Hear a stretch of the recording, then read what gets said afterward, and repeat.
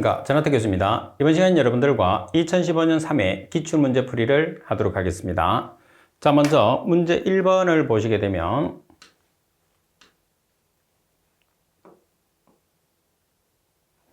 자, 문제 1번을 보세요.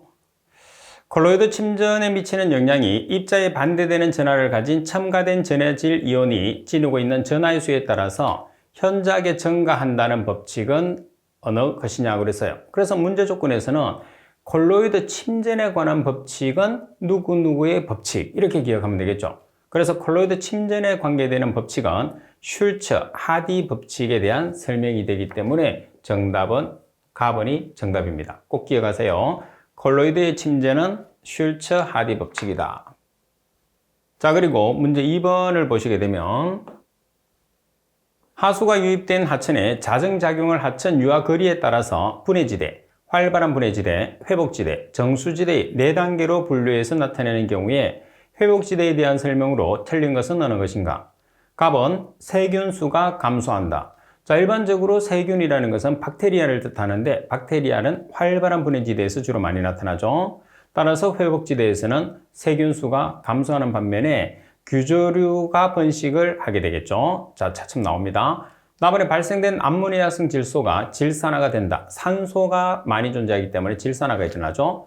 그리고 용존산소의 농도가 포화될 정도로 증가한다. 라번에 규조류가 사라지고 윤축류, 갑각류도 감소한다고 그랬어요. 규조류가 번식을 하죠. 그리고 윤축류와 갑각류도 번식을 합니다. 왜? 물이 깨끗한 상태가 되기 때문에. 따라서 설명이 잘못된 것은 라번에 대한 설명이 잘못된 설명입니다. 따라서 각 단계마다 각각의 어떤 물질이나 어떤 특성이 나타나는지는 이론 부분에서 여러분들이 공부를 했기 때문에 한 번 더 정리를 해 두시는 게 중요합니다. 자, 그리고 문제 3번에 보시게 되면 소수성 콜로이드에 대한 설명으로 틀린 것은 어느 것인가? 소수성 콜로이드라는 것은 물에 녹지 않는 콜로이드성 물질이죠. 가번에 물과 반발하는 성질을 가진다. 물에 녹지 않기 때문에 반발을 합니다. 라번에 물속에 현탁 상태로 존재한다. 답은 아주 작은 입자로 존재한다. 라번에 염에 큰 영향을 받지 않는다. 염에 아주 큰 영향을 받겠죠. 그래서 소수성 콜로이드 같은 경우에는 우리가 응집제를 소량만 가하더라도 쉽게 제거할 수 있습니다. 따라서 라번이 정답. 자, 그리고 문제 4번에 보시게 되면 자, 균류의 경험적인 화학 조성식으로 알맞은 것은 자, 균류라는 것은 펀자이를 뜻합니다. 곰팡이를 뜻하는 거죠. 따라서 곰팡이는 10176이라고 이야기했죠. 따라서 정답은 답은입니다. 항상 여러분들이 문제를 풀었을 때 이론이 뒷받침된 후에 문제를 풀어주셔야 됩니다. 그래서 이론을 반드시 여러분들이 영상을 통해서 숙지를 할 수 있도록 하십시오. 자, 그리고 문제 5번에 보시게 되면 시료의 BOD5가 200mg/L이고 탈산소 개수값이 0.15/day, 미수는 10일 때 최종 BOD는 얼마인가? 자, 그럼 BOD5 구하는 공식을 보시면 BOD5는 BOD6 곱하기 1-10의 -K1T죠. 자, 미수는 10이기 때문에 10을 사용을 한 거죠. 또는 미수가 상용대수라고 나와도 10을 사용하는 거죠. 따라서 BOD5가 지금 얼마냐면 200mg/L 그리고 K1 탈산소 개수값이 0.15/day 그리고 5일 BOD니까 T는 5일입니다. 따라서 BODU에 대한 식으로 정리를 하게 되면 243.26mg/L라는 값이 나오게 되겠죠. 자, 이런 문제들은 여러분들한테는 아주 쉬운 문제가 돼야 돼요. 그리고 6번 글루코스 300g을 35도씨 혐기성 수화조에서 완전 분해시켰을 때 발생 가능한 메탄가스의 양을 계산하시오 그랬어요. 그러면 글루코스를 혐기성 분해를 하면 메탄가스가 나오죠. 따라서 혐기성 분해를 시키면 CH4와 CO2가 나오는데 글루코스에서 탄소가 6개이기 때문에 3개씩 나눠줍니다. 그러면 글루코스의 분자량이 180g 그리고 메탄은 최적으로 기체이기 때문에 22.4리터만큼 발생하죠. 3개가 있으니까 3 곱하기 22.4리터 그러면 글루코스 300g에 해당하는 메탄의 발생량은 따라서 메탄의 발생량을 계산해 보시면 112리터가 나오게 되죠. 112리터는 표준 상태입니다. 그러면 112리터를 35도씨 상태로 전환을 시켜요. 112리터가 표준 상태니까 아래쪽에 1이 생략되어 있잖아요. 그죠? 대각선으로 같은 방향이에요.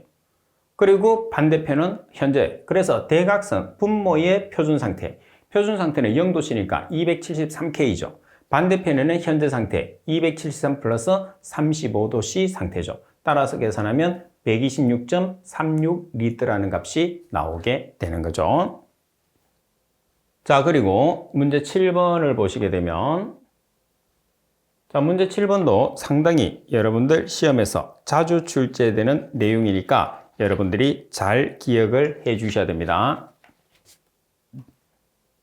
자, 문제 7번. 25도씨 이 ATM의 압력에 있는 메탄가스 5.0kg을 저장하는 데 필요한 탱크의 부피는 얼마인가? 단 이상기체의 법칙을 적용하고 R은 0.081리터 ATM 몰 K이다. 자, 이상기체의 법칙에서 PV는 M분의 W RT가 되는 거죠. 여기서 P라는 것은 압력, V는 부피, M은 질량, W는 질량, M은 분자량, R은 기체 상수, T는 절대 온도입니다. 자, 그럼 여기서 P라는 값은 얼마죠? 2ATM. V라는 값은 최저, 우리가 계산을 해야 되겠죠? W는 질량입니다. 5kg이니까 g으로 환산하기 위해서 10의 3승을 곱하면 5,000g이 되겠죠? M이라는 것은 분자량이에요. 메탄가스니까 메탄은 CH4, CH의 분자량은 16이 되는 거죠. 자, 곱하기 기체상수 0.081리터 ATM 몰 K. 자, 곱하기 온도, 절대온도입니다. 절대온도는 도시온도 플러스 273이죠. 그래서 273 플러스 25를 하면 절대온도가 됐어요. 따라서 V를 계산을 하시게 되면 리터를 미터의 3승으로 환산하기 위해서는 10의 마이너스 3승을 곱하시면 돼요. 따라서 최종적인 정답은 3.82 미터의 3승이라는 값이 나오겠죠. 자, 그리고 문제 8번에 보시게 되면 하천의 오일 BOD가 300mg/L이고 최종 BOD가 500mg/L이다. 이 하천의 탈산소 계수는 얼마인가? 상용대수를 기준을 하라고 되어 있기 때문에 밑수는 10을 기준하시면 됩니다. 자, BOD5예요. BOD5는 BOD6 곱하기 1-10의 마이너스 K1T. 여기서 10이라는 것은 밑수를, 상용대수를 기준하기 때문입니다. BOD5가 지금 300mg/L예요. 그리고 BOD6가 500mg/L. 최종 BOD가 BODU입니다. 1-10에 마이너스 K1 곱하기 T. T는 오일 BOD니까 5가 들어가겠죠. 따라서 K1에 대한 식으로 정리하게 되면 0.08 per day가 있죠. 팁에 있는 것처럼 10x를 제거하기 위해서는 맞은변에 역수가 되는 로그를 취하시면 되고 2x를 제거하기 위해서는 맞은변에 ln을 취해서 정리를 해주시면 됩니다. 자, 그리고 문제 9번에 보시게 되면 수원주 높이 150mm는 수주로 몇 mm에 해당하느냐고 그랬어요. 자, 우리가 수원주의 비중은 1332mm H2에서 760mm HG를 나눠줍니다. 그럼 얼마가 되죠? 13.6이 되죠. 그래서 mm HG에 13.6을 곱하면 mm H2O가 되고 mm H2O에 13.6을 나눠주면 mm HG가 되는 거예요. 따라서 수원주의 높이 150mm는 수주로 얼마냐고 그랬어요. 그럼 수원주라고 그랬으니까 HG가 되겠죠. 수주는 H2O가 되니까 미리 HG를 미리 H2O로 전환시켰을 때는 곱하기 13.6을 한다고 그랬죠. 따라서 2040 미리 H2O가 되니까 가번이 정답이 되는 거죠. 자, 그리고 문제 10번을 보시게 되면 유량이 5만 미터의 삼성포대인 폐수를 하천에 방류하였다. 폐수 방류 전 하천의 BOD는 4mg/L이며 유량은 400만 미터의 삼성포대이다. 방류한 폐수가 하천수와 완전 혼합되었을 때 하천의 BOD가 1mg/L 높아진다고 하면 하천에 가해지는 폐수의 BOD의 부하량은 얼마인가? BOD의 부하량이라는 것은 BOD 총량, 다시 말해서 BOD 농도 곱하기 유량을 나타내는 거죠. 자, 먼저 혼합 공식을 이용해서 폐수의 BOD 농도를 계산을 합니다. 따라서 혼합 공식에서 CM이라는 것은 하천의 BOD가 1mg/L가 높아진다고 그랬어요. 그럼 문제 조건에서 하천의 BOD가 얼마가 되느냐 하면 하천의 BOD가 4mg/L예요. 그럼 혼합 지점은 1mg/L 높아진다고 그랬으니까 5mg/L가 되는 거죠. 자, 그리고 Q1을 하천이라고 보면 400만 미터의 삼성 per day 곱하기 BOD 농도 4mg/L 플러스 공장 폐수 유량이 5만 미터의 삼성 per day 곱하기 공장 폐수의 BOD 농도를 C2라고 둡니다. 나누기 유량 400만 플러스 5만 미터의 삼성 per day. 따라서 C2에 대한 식으로 정리하게 되면 85mg/L가 됐어요. 그러면 BOD의 부하량, 총량을 계산한다고 하면 우리가 계산한 BOD의 농도 mg/L를 kg/m의 삼성으로 환산한 다음에 폐수량을 곱해주시면 돼요. 그러면 mg/L에 얼마를 곱하면 10의 -3승을 곱하시면 kg/m의 삼성이 나오는 거죠. 자, 따라서 계산을 보시게 되면 지금 우리가 계산된 값 85mg/L에 10의 -3승을 곱했어요. 그러니까 kg/m의 삼성이 되는 거죠. 그리고 폐수량이 5만 m의 삼성 per day. 따라서 4250kg/day라는 우리가 그 폐수에 있는 BOD의 총량을 계산할 수가 있는 거죠. 자, 그리고 11번 문제를 보시게 되면 금속을 통해서 흐르는 전류의 특징으로 틀린 것은 어느 것인가? 답은 금속의 화학적 성질은 변하지 않는다. 답은 전류는 전자에 의해서 운반된다. 답은 온도의 상승은 저항을 증가시킨다. 답은 대체로 전기 저항이 용액의 경우보다 크다 이렇게 나와 있는데 용액의 경우보다 작다 이렇게 돼야 됩니다. 따라서 라번이 정답. 자, 그리고 12번 문제를 보시게 되면 성층현상에 대한 내용으로서 틀린 것은 어느 것인가? 답은 수심에 따른 온도 변화로 발생되는 물의 밀도 차에 의해서 발생한다. 물의 밀도 차에 의해서 발생합니다. 답은 봄과 가을에는 저수지의 수직 혼합이 활발하여 분명한 층의 구별이 없어진다. 그래서 전도현상이 일어나죠. 답은 여름의 수심에 따른 연직 온도 경사와 산소 구배는 반대 모양을 나타낸다고 그랬는데 자, 지금 여기에서 여러분들이 온도 경사와 산소 구배를 나타내 보겠습니다. 자, 여름이에요. 그러면 온도 같은 경우에서 여름에는 표면 온도가 높죠. 아래쪽으로 내려갈수록 온도가 낮아요. 그럼 온도는 이런 모양을 띠죠. 자, 그리고 산소도 마찬가지. 표면에는 산소가 높지만 심층으로 들어갈수록 산소가 어때요? 적어져요. 그래서 어떤 모양을 나타내죠? 반대 모양을 나타내는 게 아니고 같은 모양을 나타내게 됩니다. 그리고 답은 겨울과 여름에는 수직 운동이 없어서 정체 현상이 생기며 수심에 따라서 온도와 용존산소 농도 차이가 크다. 따라서 답은이 정답이 됩니다.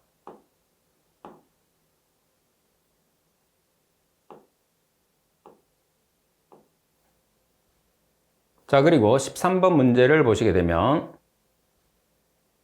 크기가 2000m의 삼성인 탱크 내의 염소이온 농도가 250mg/L이다.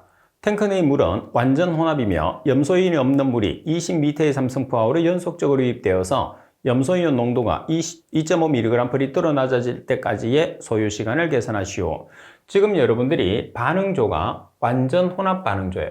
자, 완전 혼합 반응조인데 두 가지 식이 있어요. 자, 첫 번째, 우리가 지금 사용하는 식은 어떤 경우에 사용을 하죠? 자, 이 식은 K가 없을 때. 그리고 두 번째, K가 있을 때 사용하는 식은 Q 곱하기 C0-CT는 KVCT의 차수. 차수라는 것은 뭐 1차, 2차, 0.5차 이렇게 나타내죠. 지금은 K가 없기 때문에 이 식을 사용해서 문제를 풀어주시면 돼요. 자, 대입을 해보면 지금 초기 농도가 얼마냐면 250mg/L, C0가 250mg/L, T시간 후의 농도가 2.5mg/L는 마이너스 Q가 지금 얼마죠? Q가 20m의 삼성 per hour, 그리고 V가 2000m의 삼성입니다. 따라서 T에 대한 식으로 정리해서 계산하면 460.52 hour가 나오겠죠. 그래서 이 문제는 완전 혼합형 반응조에서는 1번식을 쓸 것인지 2번식을 쓸 것인지를 K가 주어졌느냐 주어지지 않았느냐를 가지고 판단을 해서 반드시 구별을 해 주셔야 됩니다. 자, 그리고 14번 문제를 보시게 되면 아래와 같은 특징을 가지는 하천 모델은 어느 것인가? 하천 및 호수의 부영양화를 고려한 생태계 모델, 정적 및 동적인 하천의 수질, 수문학적 특성이 고려, 호수에서는 수심별 1차원 모델이 적용. 자, 여기서 가장 중요한 것은 뭐냐면 부영양화를 고려한 생태계 모델이라는 거죠. 따라서 부영양화를 고려한 생태계 모델은 뭐죠? WQRRS. 따라서 정답은 라번입니다. 자, 그리고 15번 문제를 보시게 되면 3g의 아세트산을 정류수에 녹여 1리터로 하였다. 이 용액의 수소이온 농도는 얼마인가? 이온화 상수값은 1.75 곱하기 10의 -5승이에요. 그러면 아세트산을 이온화를 시켜요. 그러면 마이너스와 플러스가 되죠. 아세트산 이온과 H 플러스로 이온화가 됩니다. 그럼 이온화 상수라는 것은 반응물 분의 생성물. 반응물은 아세트산, 그리고 생성물은 아세트산 이온과 H 플러스 이온이에요. 자, 그럼 여기서 여러분들이 약산인 경우에서는 아세트산 이온과 H 플러스가 동일하다는 것을 꼭 기억을 해야 되죠. 그래서 이 식이 바로 이온화상수는 H의 제곱 나누기 아세트산 이렇게 되는 거죠. 그러면 아세트산의 몰 농도를 계산해 보면 3g이 1리터에 녹아 있어요. 그래서 3g per 리터, 아세트산의 1몰은 60g입니다. 따라서 0.05몰 per 리터가 됐어요. 그러면 이온화상수에서 H 플러스에 대한 식으로 정리를 하게 되면 이렇게 정리되죠.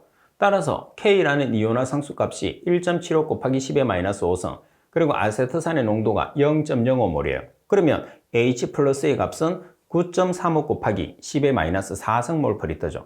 자, 여기서 만약에 pH를 계산하시고 그러면 H 플러스가 주어졌을 때 pH는 마이너스 로그 H 플러스로 계산하죠. 그래서 이 값에 마이너스 로그를 취하게 되면 바로 pH까지 계산을 할 수가 있습니다. 자, 그리고 16번 문제를 보시게 되면 원XF와 진XF를 비교한 내용으로 틀린 것은 어느 것인가?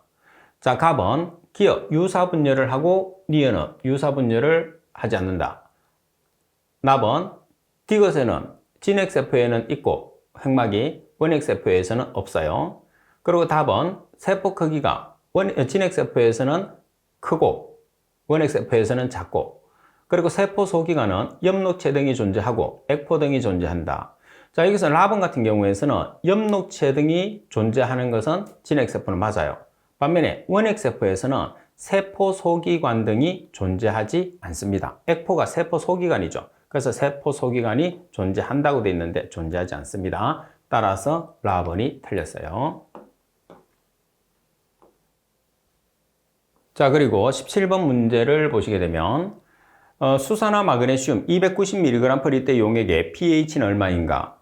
그리고 수산화 마그네슘은 완전히 헬이 된다고 그랬죠. 따라서 마그네슘이 2 플러스짜리예요. 그리고 OH-는 1가짜리니까 Mg2 플러스 그리고 2OH-로 헬이가 되는 거죠. 따라서 B를 보면 1대 1대 1이니까 수산화 마그네슘의 몰 농도나 마그네슘 이온의 몰 농도는 동일한데 OH-와는 다르죠. OH-는 수산화 마그네슘 몰 농도의 2배가 되는 거죠. 왜? 계수가 2이기 때문에. 그래서 수산화 마그네슘의 몰 농도를 X몰이라고 두면 OH-는 2X몰이 되는 거죠. 그러면 수산화 마그네슘의 몰 농도를 계산해 보면 290mg per 리터, 미리그램을 g으로 환산하기 위해서 10의 마이너스 3승을 곱하면 0.29g per 리터가 되겠죠. 그리고 수산화 마그네슘의 분자량은 문제에서 주어졌죠. 58g. 따라서 1몰 나누기 58g을 곱하면 얼마가 되느냐면 0.005몰 per 리터가 나왔어요.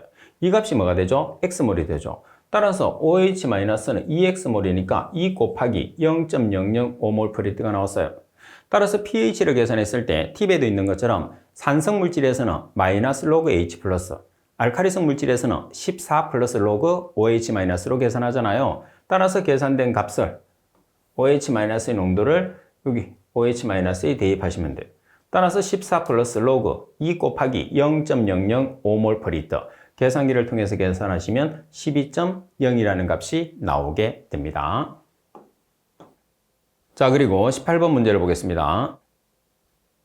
하천의 탈산소 계수를 조사한 결과 20도씨에서 0.19 per day였다. 하천수의 온도가 25도씨로 증가되었을 때 탈산소 계수를 계산하시고 그랬어요. 그러면 온도 보증 계수 1.047이 주어져 있죠. 이 1.047을 이용을 해서 20도씨의 탈산소 계수를 25도씨의 탈산소 계수로 전환을 하시면 돼요. 보정을 하는 거죠.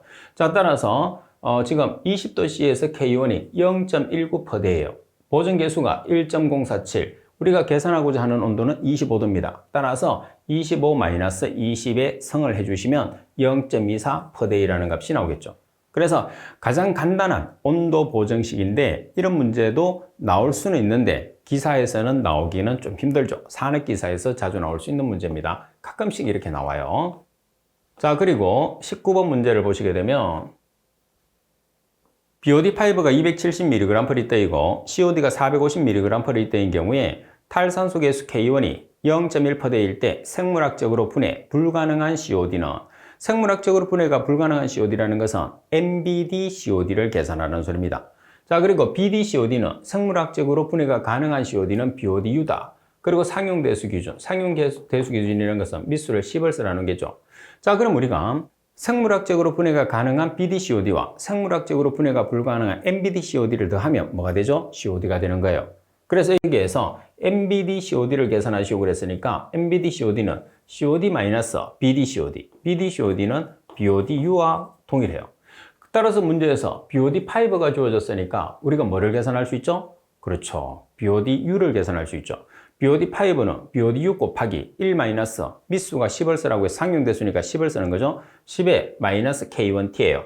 그럼 BOD5가 270mg/L 그리고 K1이 0.1/day 5일 BOD니까 T가 5일. 따라서 BODU에 대한 식으로 정리하시면 394.868mg/L가 나왔어요. 이 값이 뭐냐면 BDCOD죠. 자, 그래서 COD, 지금 주어진 COD가 450mg/L에서 BDCOD가 BODU하고 동일하니까 394.868mg/L을 빼주시면 MBDCOD, 생물학적으로 분해가 되지 않는 COD는 55.13mg/L라는 값이 된다는 거죠.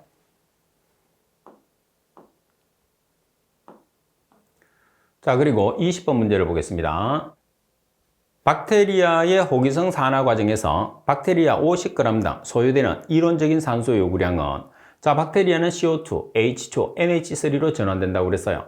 자, 박테리아를 산소하고 반응시켰을 때 C는 산소하고 반응하면 CO2, H는 H2O, N은 NH3로 전환된다고 나와 있습니다. 그러면 탄소 뒤에 있는 숫자가 CO2 앞에 갑니다. 그리고 H 뒤에 있는 숫자가 여기 있는 H를 먼저 줘요. 3개를 주면 여기에 7개 중에 몇 개가 와야 되죠? 4개. 그럼 2분의 4는 2가 되겠죠? 자, 그리고 산소 계산하면 여기 10개, 여기 2개, 그럼 12개죠. 자, 12개에서 이렇게 2개를 주면 여기 몇 개가 와야 되죠? 10개. 산소는 5토니까 2분의 10은 5가 되죠. 자, 이렇게 화학 반응식을 완성을 시킨 다음에 박테리아의 분자량은 113, 산소는 32죠. 그래서 113g일 때 5 곱하기 32g은 박테리아 얼마에 해당하는가? 50g에 해당하는 이론적인 산소 요구량 THOD는, 따라서 THOD는 70.80g이죠. 이론적인 산소 요구량을 문자로 나타낸 값이 THOD가 됩니다. 자, 그리고 21번 문제를 보겠습니다. 집수매거에 대한 내용으로 틀린 것은 어느 것인가? 값은 복류수를 집수할 경우에서는 매슬의 방향은 복류수의 흐름 방향에 수평으로 설치한다고 되어 있는데, 수평으로 설치하는 게 아니고 어떻게 설치를 해야 되죠? 그렇죠. 수직으로 설치해야 됩니다. 답은 집수매거의 경사는 500분의 1 이하의 완만한 경사라는 것이 좋다. 답은 매슬 깊이는 5m 이상으로 하는 것이 바람직하다. 답은 매수매관의 유출단에서 평균 요속은 1m/s 이하로 한다. 따라서 설명이 잘못된 것은 가번이 정답이죠. 자, 그리고 22번 문제를 보시게 되면 응집시설 중에서 완속교반시설에 대한 내용으로 틀린 것은 어느 것인가? 답은 완속교반기는 패들형과 터빈형이 사용된다. 답은 완속교반시 속도 경사는 40에서 100%초 정도로 낮게 유지한다. 답은 조의 형태는 폭과 길이와 깊이의 비가 1대 1에서 1.2가 적당하다. 답안의 체류 시간은 5에서 10분이 적당하고 3에서 4개의 실로 분리하는 것이 좋다.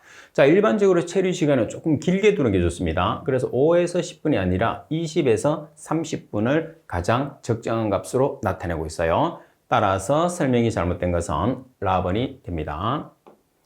자, 그리고 23번 문제를 보시게 되면 배수지에 대한 내용으로 틀린 것은 어느 것인가? 답은 배수지는 급수지역의 중앙 가까이 설치한다. 맞습니다.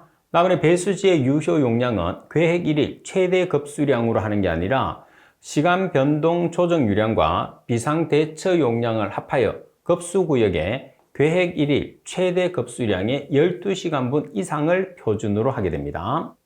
그리고 배수지의 구조는 정수지의 구조와 비슷하다. 그리고 자연유화식 배수지의 높이는 최소 동수압이 확보되는 높이로 해야 한다. 따라서 설명이 잘못된 것은 가번이 정답이 됩니다. 그리고 24번 문제를 보시게 되면 i가 강우 강도입니다. 강우 강도 i가 3660 나누기 t 플러스 15, 면적이 2.0 제곱킬로미터, 유입시간이 6분, 유출계수 C는 0.65, 관내 유속이 1m/s인 경우에 관 길이가 600mm인 하수관에서 흘러나오는 우수량은 얼마인가? 합리식을 적용하시오 되어 있어요. 자, 합리식이 360분의 1 CIA죠. C는 유출계수, I는 강우강도, A는 면적이에요. 그러면 먼저 강우강도를 계산하겠습니다. 강우강도 I는 3660 나누기 T 플러스 15인데 여기서 T가 유달시간이에요. 유달시간이라는 것은 유입시간 플러스 유화시간이에요. 그럼 여기서 유입시간은 6분이 주어졌어요. 근데 유화시간이라는 것은 길이 나누기 유속이죠. 따라서 유화시간을 계산해요. 길이 나누기 유속. 길이가 지금 얼마냐 하면 600m. 유속이 얼마냐 하면 1m per second. 시간을 분으로 고쳐요. 그러면 600m 나누기 1m per second. 세크를 분으로 고치기 위해서 1분은 60초. 따라서 유화시간이 10분이 나왔어요. 그러면 지금 여러분 유입시간이 6분이고 유화시간이 10분이니까 유달시간은 얼마가 되는 거죠? T에 들어가는 유달시간은 16분이 되는 거죠. 그래서 강우강도를 계산을 했어요.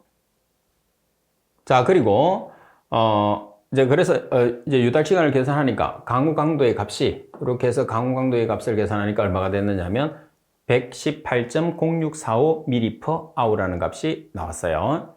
자, 그런 다음에 이제 면적을 계산을 해야 되잖아요. 자, 면적은 제곱킬로미터로 대입하는 게 아니고 헥타르로 대입하거든요. 그래서 1제곱킬로미터는 100헥타르예요. 자, 주어진 값이 2.0 제곱킬로미터니까 얼마를 곱하면 되죠? 1제곱킬로미터당 100헥타르라고 그랬으니까 200헥타르가 되는 거죠. 자, 그러면 합리식에서 Q는 360분의 1 CIA. 그래서 C라는 유출계수가 0.65, I라는 강우강도는 118.0645 mPh로 계산했죠. A라는 면적은 200헥타르. 따라서 계산하시면 Q는 42.63 미터의 삼성퍼세크라는 값이 나오게 되는 거죠. 자, 이 문제도 상당히 자주 나오는 문제 중에 하나죠. 자, 그리고 25번 문제를 보시게 되면 상수간의 부식은 자연부식과 전식으로 나누어진다. 다음 중에서 전식에 해당하는 것은, 전식이라는 것은 여러분들 간섭을 이야기하는 거죠. 따라서 가번이 정답입니다. 그리고 26번 문제를 보시게 되면 오수 배제 계획 시에 계획 오수량, 오수 광거 계획에 관해서 고려할 사항으로 틀린 것은 가번은 오수 광거는 계획 1일 최대 오수량을 기준으로 한다고 되어 있어요. 여기 보시면 계획 1일 최대 오수량이 아니고 계획 시간 최대 오수량이죠. 바로 정답입니다. 나번에 합류식에서 하수의 차직 광거는 우천시 계획 오수량을 기준으로 계획한다. 답안의 광거는 원칙적으로 암거로 하며 수밀한 구조로 하여야 한다. 답안은 오수광거와 우수광거가 교차하여 역사이펀을 피할 수 없는 경우에는 오수광거를 역사이펀으로 하는 것이 바람직하다. 따라서 가번이 정답. 자, 그리고 27번 문제를 보시게 되면 수평으로 부술한 직경이 300mm, 길이가 3000m의 주철관에 8640m의 삼성퍼대이로 송수시 관로 끝에서의 손실 수도는 얼마인가? 마찰계수 F는 0.03, 중력가속도 G는 9.8m/s의 제곱, 손실 수도만 고려하시오 되어 있어요. 자, 그러면 손실 수도 HL은 F 곱하기 D분의 L 곱하기 2G분의 V 제곱으로 표시하는데 여기서 F는 마찰계수, 즉 마찰계수가 0.03입니다. 자, D는 직경이에요. 자, 직경은 300mm니까 0.3m, L은 길이 3000m, 2 곱하기 G, G는 중력가속도입니다. 9.8m/s의 제곱, 속도 V, 그래서 V가 없어서 V를 계산해요. V는 유량 나누기 면적, 면적은 직경이 주어졌을 때 4분의 파이 D의 제곱으로 계산하죠. 따라서 유량이 8640m의 삼성퍼데이 나누기 4분의 파이 D의 제곱, 직경은 300mm니까 0.3m의 제곱. 자, 그런데 속도를 세크로 나타내기 위해서 유량의 데이를 세크로 환산합니다. 그래서 하루는 24시간, 1시간은 3600초로 보정을 하는 거죠. 그 이유는 G라는 중력 가속도에서 세크 단위를 가지고 있기 때문입니다. 따라서 속도 V를 계산을 했어요. 계산하면 1.4147m/s가 나오거든요. 그래서 마지막으로 아까 우리가 쭉 대입을 했잖아요. 그래서 속도를 마지막으로 대입해서 계산하시면 30.63m라는 관마찰 손실 수도를 계산할 수가 있죠. 자, 그리고 28번 문제를 보시게 되면 원심력의 펌프의 규정 회전수는 2회/s, 규정 토출량이 32m의 삼성/m, 규정 양적이 8m이다. 이때 이 펌프의 비교 회전도는 얼마인가? 여러분들 비교 회전도는 항상 시험에 나온다고 생각하고 반드시 준비를 해 주셔야 됩니다. 자, NS는 규정 회전수 N 곱하기 토출량 Q 나누기 양정 H, Q의 2분의 1성, 양정 H의 4분의 3성입니다. 자, 그러면 N이라는 여러분들 규정 회전수가 2회 per sec예요.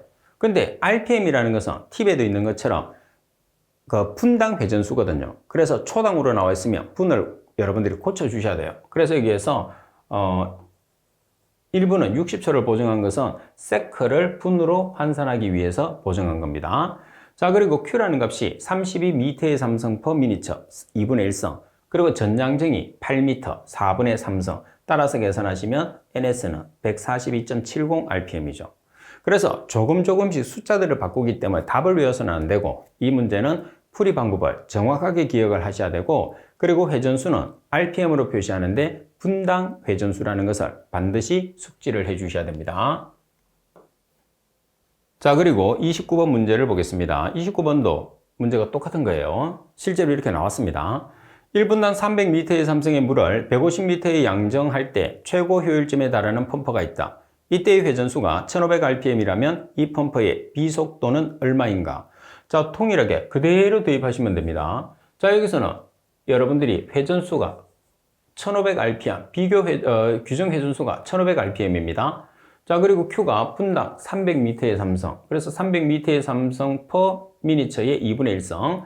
자, 그리고 H, 전량정이 150m입니다. 150m의 4분의 3성. 따라서 더 간단하게 문제가 주어졌어요. 그죠? 그래서 이렇게 출제하다 보면 두 가지 문제를 어떻게 문제가 혼합이 되다 보면 동시에 출제되는 경우도 있을 수 있습니다. 자, 그리고 30번 문제를 보시게 되면 직경이 2m인 하수관을 매설하려고 한다. 성토에서 관에 가해지는 하중을 이제 계산하면 얼마냐고 그랬어요. 그리고 단위 중량은 1.9kN per m의 삼성, C1은 1.86, 그리고 폭은 3.3m라고 되어 있어요. 그러면 W라는 하중은 C1 상수 곱하기 R 단위 중량 곱하기 B 폭의 제곱이에요. 그럼 여기에서 C1이라는 값은 1.86입니다.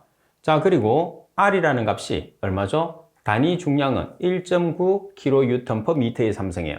자, 그리고 폭은 3.3m, 3.3m의 제곱. 따라서 계산하시면 38.49kN per m라는 값이 나오게 되겠죠. 자, 그리고 계속적으로 말씀드리는 내용이지만은 여러분들이 기본적인 공식은 반드시 암기를 하고 계셔야 돼요. 그래서 기본적인 공식을 암기하고 있으면 그만큼 문제풀이가 쉬워진다는 것을 꼭 기억하세요. 31번 상수 처리 시설인 착수정에 대한 내용으로서 틀린 것은 어느 것인가? 답은 형상은 모양이죠. 일반적으로 직사각형 또는 원형으로 하고 유입구에서는 제수밸브 등을 설치한다. 직사각형은 장방형이라고도 하죠. 제수밸브는 물을 제어하는 밸브입니다. 나번에 착수정의 고수위와 주변 벽체의 상단 간에는 60cm 이상의 여유를 두어야 한다. 다번에 용량은 체류 시간을 30에서 60분 정도로 한다. 라번의 수심은 3에서 5m 정도로 한다. 체류 시간은 30에서 60분이 아니고 체류 시간은 1.5분 이상입니다. 그래서 답번이 정답. 착수정의 체류 시간, 용량은 체류 시간의 1.5분 이상. 자, 그리고 32번 문제입니다. 호소, 댐을 수원으로 하는 경우에 취수시설인 취수틀에 대한 내용으로 틀린 것은 어느 것인가? 취수틀 같은 경우에서는 물의 가장 깊은 곳에 넣기 때문에 매몰이 될 가능성이 상당히 높죠. 그리고 표면수는 취할 수 없습니다. 가번은 수위 변화에 대한 영향이 비교적 작다. 그리고 나번 호소 등의 대소에는 영향을 받지 않는다. 답은 호소의 표면수를 안정적으로 취할 수 있다. 라번은 구조가 간단하고 시공도 비교적 용이하다. 호수의 표면수를 취할 수 없다는 게 가장 큰 단점이 되겠죠. 자, 그리고 33번 문제를 보시게 되면 하수 처리에 사용되는 생물학적 처리 공정 중에서 부유 미생물을 이용한 공정으로 틀린 것은 어느 것인가? 부유 미생물 또는 부착 미생물 두 가지가 있어요. 그죠? 자, 따라서 막법을 비롯한 부착 성장식 그리고 활성 셀러지법을 비용한 부유 성장식이 있는데 문제 조건에서 접촉산화법은 부착 성장식, 미생물을 여제에 부착을 시켜놓고 처리하는 방법이죠. 나머지 산화구법이나 질산화 내생탈질법, 막분리 활성 셀러지법은 부유 성장식, 미생물을 자유롭게 이동시키면서 처리하는 공정입니다. 따라서 나번이 정답. 자, 그리고 34번 문제를 보시게 되면 정수시설인 급속여과지 시설 기준에 대한 내용으로 틀린 것은 어느 것인가? 그러면 여과 면적은 계획 정수량을 여과 속도로 나누어 구한다. 맞습니다. 답은 여과지 한지의 여과 면적은 200제곱미터 이하가 아니고 150제곱미터 이하가 되는 거죠. 자, 그리고 답은 모래층의 두께는 여과모래의 유효경이 0.45에서 0.7mm 범위의 경우에는 60에서 70cm를 표준으로 한다. 자, 그리고 답은 여과 속도는 120에서 150m/day를 표준으로 한다. 따라서 틀린 문구는 나번이죠. 따라서 시험상에서도 급속여과지가 나오면 완속여과지에 대한 시설을 같이 여러분들이 비교를 하면서 공부를 해놓는 게 수험 준비에 유리합니다. 자, 그리고 35번 문제를 보시게 되면 집수정에서 가정까지의 급수계통을 순서적으로 나열한 것으로 알맞은 것은, 자, 암기법을 보시면 상치도 청송에 배급한다고 그랬어요. 그래서 상수도 시설입니다. 상수도 시설은 취수입니다. 취수. 자, 전부 다 취수가 나와 있네요. 그죠? 그리고 도수입니다. 도수. 그리고 정수입니다. 그리고 송수. 그리고 배수. 급수. 그래서 가번이 정답. 상치도 청송에 배급한다. 이렇게 기억하세요. 자, 그리고 36번 문제를 보시게 되면 정수 처리 방법인 중간 염소 처리에서 염소의 주입 지점으로 가장 적절한 것은, 중간 염소 처리는 침전지와 여과지 사이에 우리가 염소를 주입하죠. 그래서 침전지와 여과지 사이니까 나번이 정답이 됩니다.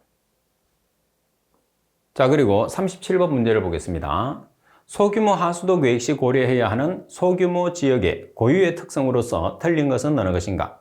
답은 계획구역이 작고 처리구역 내의 생활 양식이 유사하며 유입 하수의 수량 및 수질의 변동이 거의 없다고 되어 있는데, 계획구역이 작고 처리구역 내의 생활 양식이 유사하지만은 유입 하수의 수량 및 수질의 변동은 상당히 큰 게 특징입니다. 따라서 가번이 잘못됐고요.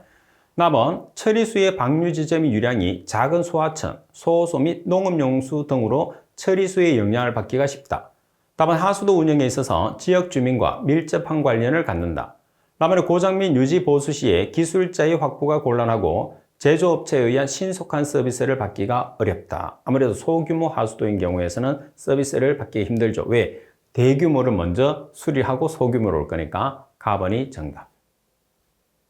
자, 그리고 38번 문제를 보시게 되면 상수 관로에서 조도계수 0.014, 동수경사 100분의 1, 관경이 400mm일 때 이 관로의 유량은 얼마인가? 단 망관 기준이고 맨닝 공식을 이용하라고 그랬어요.